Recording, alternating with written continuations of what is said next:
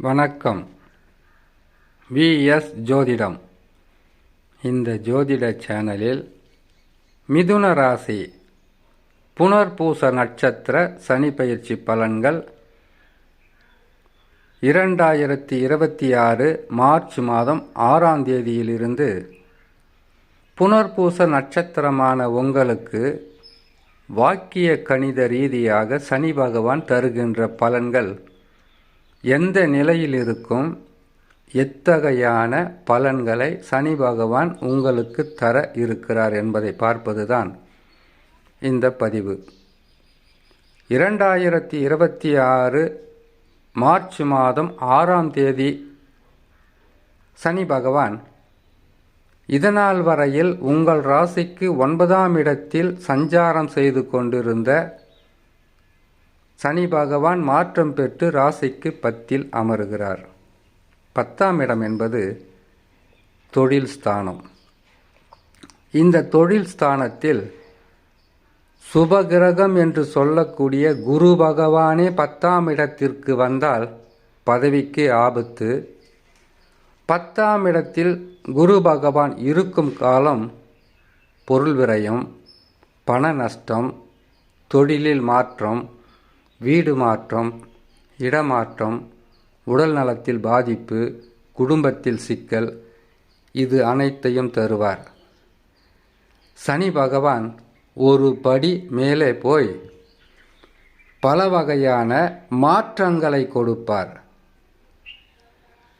குரு பகவானாக இருந்தாலும் சரி, சனி பகவானாக இருந்தாலும் சரி, தர்ம கர்ம அதிபதிகள் இருவருமே.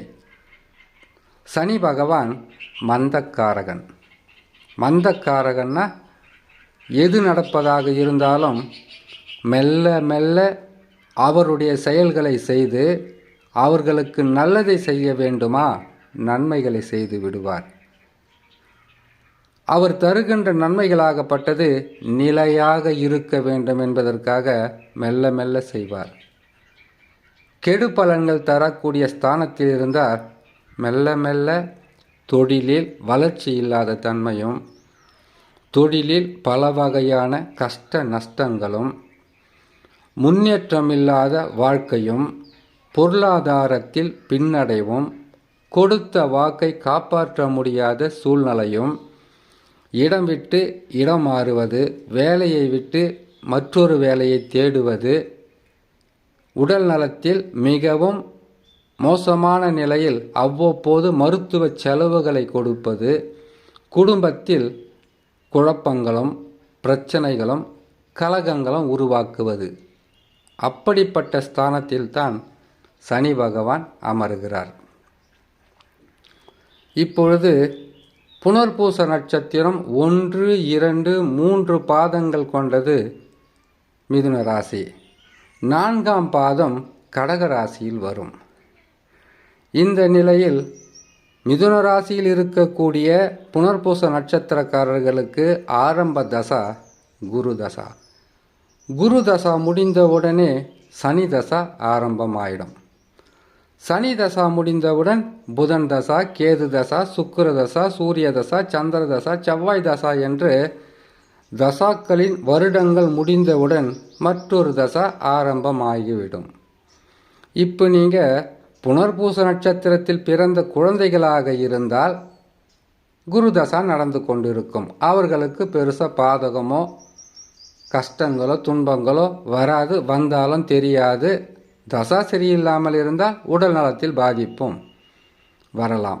படிப்பில் ஆர்வமில்லாமல் போகலாம். குடும்ப தலைவனாகவோ தலைவியாகவோ இருக்கக்கூடிய ஒருவருக்கு, பொறுப்புகளை சுமக்கின்ற ஒருவருக்கு சனி பகவான் 10ஆம் இடத்தில் அமரும் காலத்தில் தசா சரியில்லாமல் இருந்தால் மிகப்பெரிய ஒரு சிக்கலையும் குழப்பமும் பொருளாதாரத்தில் பின்னடைவும் சந்திக்கக்கூடிய சூழ்நிலையாக இருக்கும். இது குரு பகவான் பாதகமான இடத்தில் இருக்கின்ற வரையில்தான். குரு பகவான் சாதகமான இடத்திற்கு வந்துவிட்டால் சனியின் தாக்குதல்களும் அவருடைய தாக்கங்களும் பெரிதாக இருக்காது, நன்மைகள் நடக்க ஆரம்பித்துவிடும். ஆகையால் சனி பகவான் பேர்ச்சி பெற்று அமருகிறார்.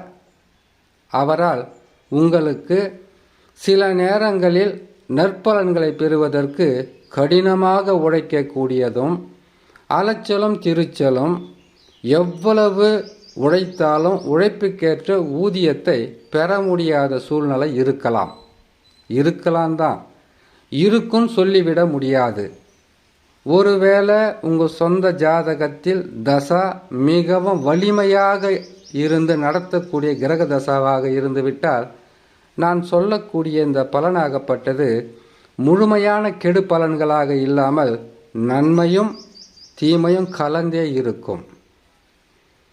நன்மைகள் ஒரு பக்கம் நடந்து கொண்டு இருக்கும்போது மற்றொரு பக்கம் சிறு பாதகங்கள் நடக்கும், பெரிதளவு பாதகத்தை கொடுத்து விடாது.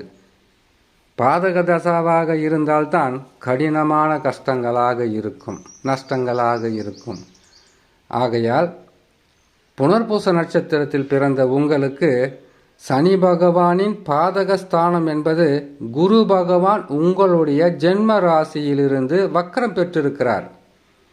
அவர் வக்ர நிவர்த்தி பெற்றவுடன் சனி பகவான் உங்களுக்கு பொருளாதாரத்தில் தடையை கொடுக்க மாட்டார், உடல் நலத்தில் பாதிப்புகளை தரமாட்டார். செய்யும் தொழிலில் தடங்கல்களும் வருமானம் இல்லாத தன்மையும் இருக்காது. கொடுத்த வாக்கை காப்பாற்ற முடியாமல் இப்பொழுது நீங்கள் பல வகையான கஷ்டங்களை அனுபவித்து கொண்டு இருப்பீர்கள். குரு பகவான் மாற்றம் பெற்றுவிட்டால் சனி பகவான் மீது அவருடைய பார்வை பதியும்.